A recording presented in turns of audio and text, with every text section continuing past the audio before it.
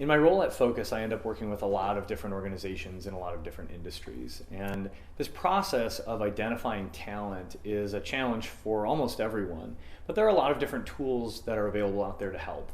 One of the most common is the 9-box, which is a tool that uses the two-axis system of performance and potential to slot an employee in visually and help managers and leaders make decisions about talent. So the easiest of those is to look at a high-performing, high-potential employee in the top right-hand corner of the 9-box and say, okay, well, we know what to do with this person, right? Develop them, promote them. And each person in each different box on the grid will probably necessitate a different intervention. Now, these kind of tools are useful, but one best practice I've seen emerge from a lot of these organizations that we work with is the process of baselining.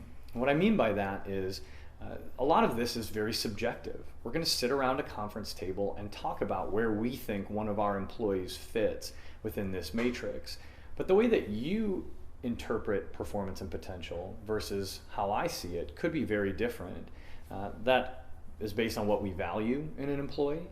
It's based on what parts of an employee's work we actually see and are exposed to. And it's based on our own parameters for what success looks like.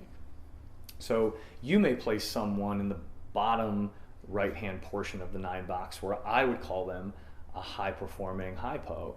And we need to have a conversation then about that difference and offer some evidence and some reasoning behind why we placed that person where we did, so that we can align and come to a more common understanding as leaders in an organization or in a department or in a team about what potential really means for us. Because to be honest, in the same way that individual managers might disagree, companies can disagree about what a high potential looks like. And that's okay, because it should be different in your organization versus the next and the next down the road. Because potential also is related to your company's values, mission, long-term objectives.